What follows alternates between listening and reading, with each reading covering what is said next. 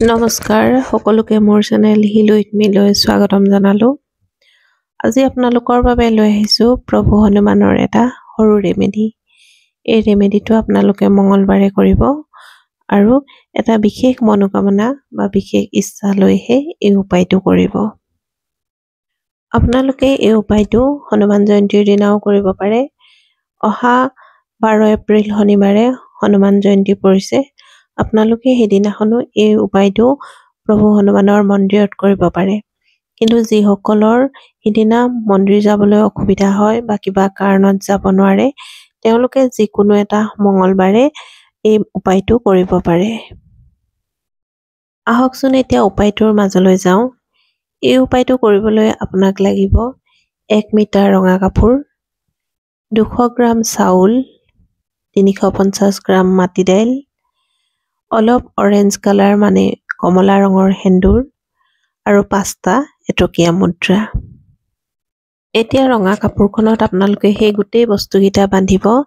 200 গ্ৰাম চাউল বান্ধিব, 350 গ্ৰাম মাটি দাইল বান্ধিব, অলপ অৰেঞ্জ কালাৰ তাতে সেন্দুৰ দিব, এখন কাগজত লৈ ল'ব, নতুবা পেকেট হিচাপেও কিনিবলৈ পায়, তেনেকে লৈ ল'ব আৰু 5টা এটকীয়া মুদ্ৰা তাতে দি কাপোৰখনত দি সেই গোটেই বস্তুকেইটা ৰঙাৰ কাপোৰখনত এটা টোপোলা কৰি বান্ধিব।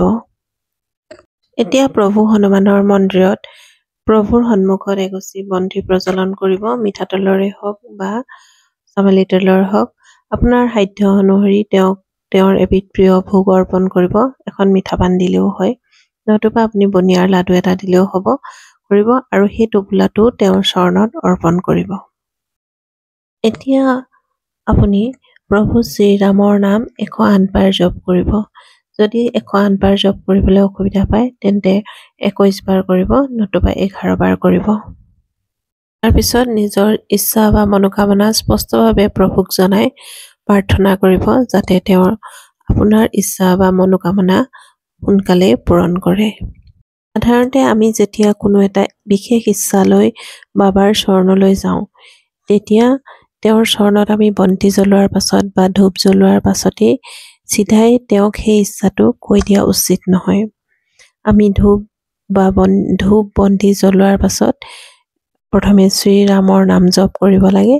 তাৰপিছত হনুমান বাবাৰ অলপ গুণগান কৰিব লাগে আৰু হনুমান বাবাৰ গুণগান কৰাৰ আটাইতকৈ সহজ আৰু সৰল উপায় হৈছে হনুমান চালিচা পাঠ কৰা।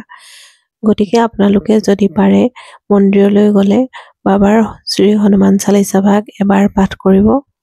তাৰপিছত বাবাক নিজৰ ইচ্ছা বা নিজৰ মনোকামনা জনাই প্ৰাৰ্থনা কৰিব, কাকুতি মিনতি কৰিব আৰু বাবাৰ পৰা আশীৰ্বাদ বিচাৰিব।